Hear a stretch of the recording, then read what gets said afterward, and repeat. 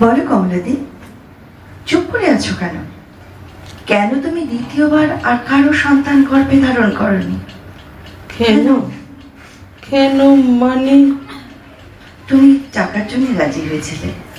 টাকা তো ছিলই, তাছাড়া তখন আমার স্বামীর খুব খারাপ একটা অসুখ হয়েছিল। তার চিকিৎসার জন্যে আমি তখন মরিয়া। হাসপাতালে একজন যোগাযোগ করে বিষয়টা আমাদের জানায়। তারপর তোমার কিছু মনে হয়নি? মানে আমায় বোঝানো হয়েছিল যে ওরা সন্তান নিতে পারবে না, তাই আমায় শুধু প্রথমে একবার ভর্তি হতে হয়েছিল হাসপাতালে, তারপর ডেলিভারির সময় আরেকবার। দাদা মানে তোমার হাজবেন্ডও বিষয়টা মেনে নিল? ওই যে ওরা সন্তান পাবে না এমনভাবে বোঝানো হলো যে তোমার দাদা ওদের মুখ চেয়ে রাজি হয়ে গেল। আর আমারও তখন টাকার দরকার। তারপর তোমার বোন, তোমার ননদ, ওদেরকেও বোঝানো হলো। হ্যাঁ, কিন্তু তুমি কেন আর দ্বিতীয়বার আগ্রহী হলে না? মন থেকে পারিনি গো, খুব জড়িয়ে পড়েছিলাম। আজও আমি মনে করি সেও আমারই সন্তান। তুমি মানসিকভাবে এতটাই জড়িয়ে পড়েছিলে? আর তোমার চিকিৎসা, খাওয়া দাওয়া? ওরাই দিত। জানো দিদি, আমার পেটে ধীরে ধীরে সন্তান বড় হতে থাকার সঙ্গে সঙ্গে দেখলাম ওই বউটার পেটটাও ফুলে উঠেছে। সিলিকন বেলি বাইরে থেকে বসিয়ে দেওয়া যায়।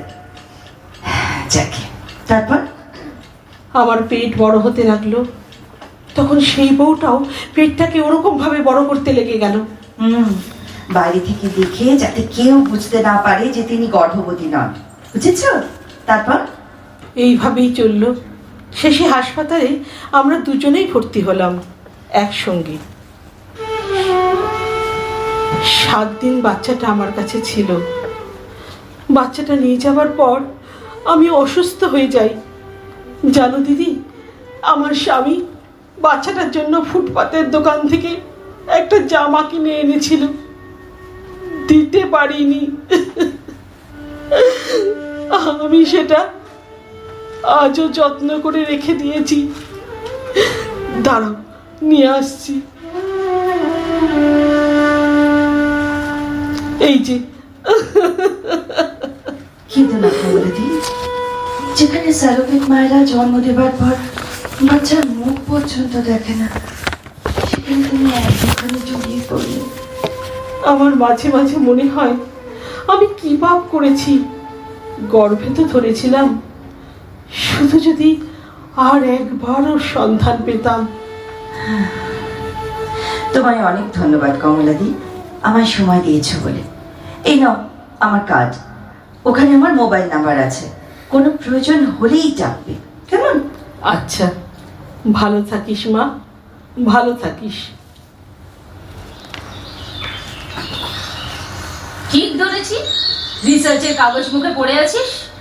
বোরিং, সামান্য একটা বিষয় তাই নিয়ে নাওয়া খাওয়া ছেড়ে। মা, নিজের মতো একটু কাজ করতে দাও। তোমার না সবেতেই। পৃথিবীতে সারোগেসি ছাড়া রিসার্চের জন্য আর কি কোনো বিষয় ছিল না?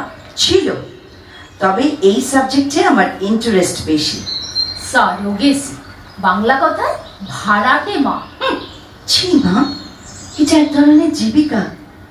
আমার ভালো লেগেছে তাই বিষয়টা নিয়েছি। সত্যি কথা বললে তোদের গায়ে লাগে, ভাড়া করা মা। আরে পয়সার বিনিময়ে যারা অন্যের সন্তান গর্ভে ধারণ করে। আমাদের সমাজটা এখন পাল্টেছে মা। যারা সন্তান ধারণে অক্ষম তাদের দিকটা তুমি ভাববে না? বিজ্ঞান আমাদের চোখ খুলে দিয়েছে। খুলে দিয়েছে না হাতি, অনাচার।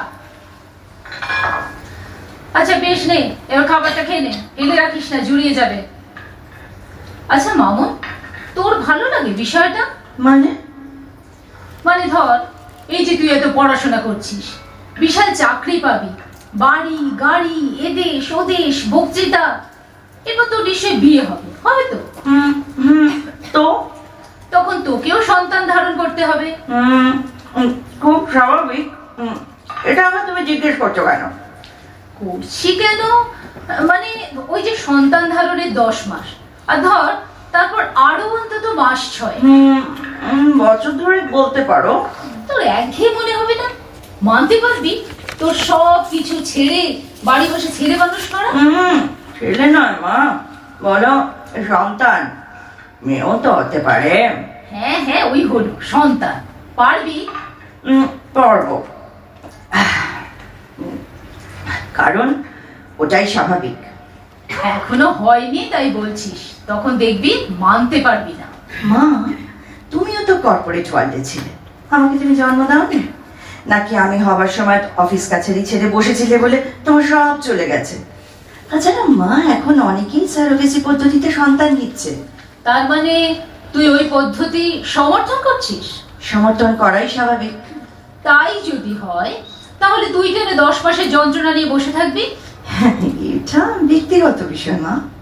যাক, আমি প্রগতিশীল, তোর ওই শোন, আমি বেরোবো, রাতে ফিরবো, 2টো মিটিং আছে। আর বাবাকে বলিস যে ডিনার করে নিতে। ওর এই একসঙ্গে ডিনারের জন্য বসে থাকা আমার ভাল লাগে না। বাবার মতো স্বামী পেয়েছো বলে পড়তে গেলে, পড়তে অন্য স্বামীর পাল্লায় তোমায় বুঝিয়ে দিত। What do mean Mamon? I mean যে তুমি basically selfish. Hold your tongue Mamon. কি মা, তুমি এত হাইপার হচ্ছ কেন? নে নে, তোর গবেষণা নিয়ে তুই থাক, আমি চললাম।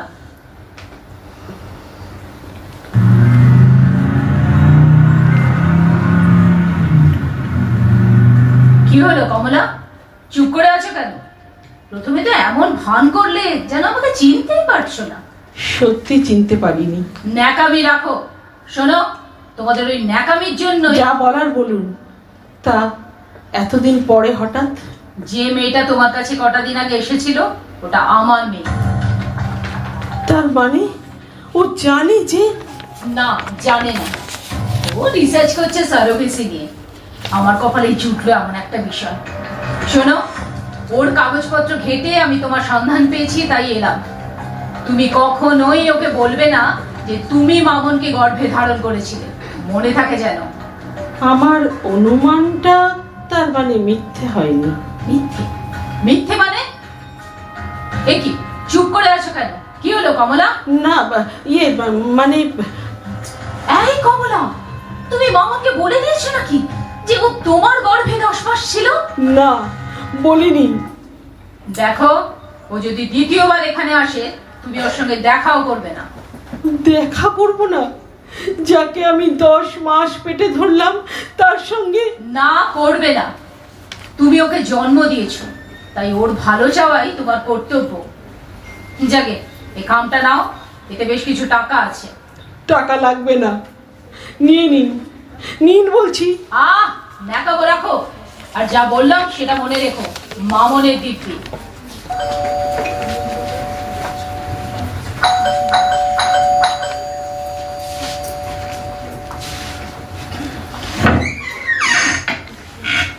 এ কি তুমি? সুখবর কমলাদি, তোমায় নিয়ে এবার একটা ডকুমেন্টারি হবে।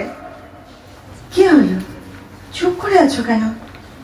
আমার কিছু বলার নেই, তুমি চলে যাও। চলে যাব মানে? তোমার সঙ্গে এই নিয়ে আমার কথা আছে, 10 মিনিট সময় দাও। বেশ, কিন্তু তুমি এ নিয়ে আর কোনো কথা আমায় জিজ্ঞেস করতে পারবে না।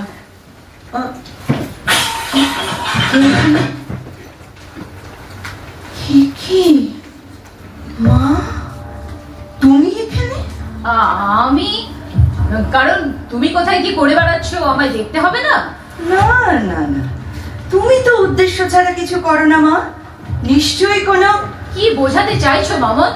সত্যি তো মা, জানতাম না, বিন্দু মাত্র সন্দেহ হয়নি কোনোদিনও।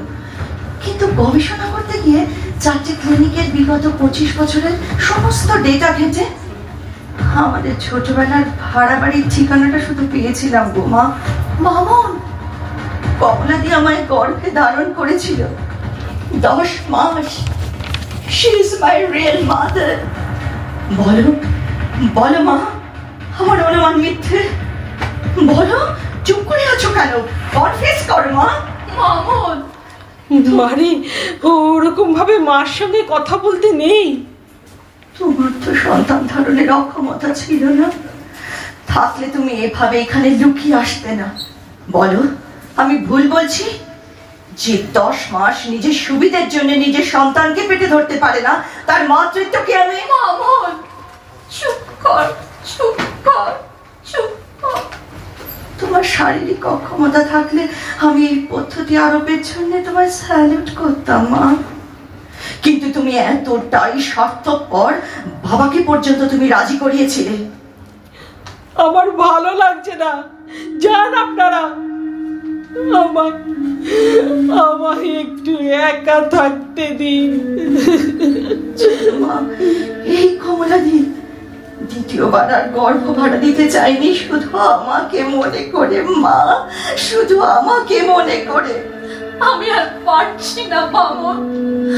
হ্যাঁ, স্বীকার করছি, আমি ইলিউশনে ফেসে গেছিলাম, আধুনিক হতে চেয়েছিলাম। এই কোন আধুনিকতার দিকে ছুটছি আমরা মা, যেখানে একজন মা সব দিক দিয়ে সক্ষম হওয়া সত্ত্বেও সারোগেসির আশ্রয় নেন? বলো মা, একে কি বলে সভ্য হওয়া, নাকি এ সভ্যতার সংকট? আপনারা কি বলেন?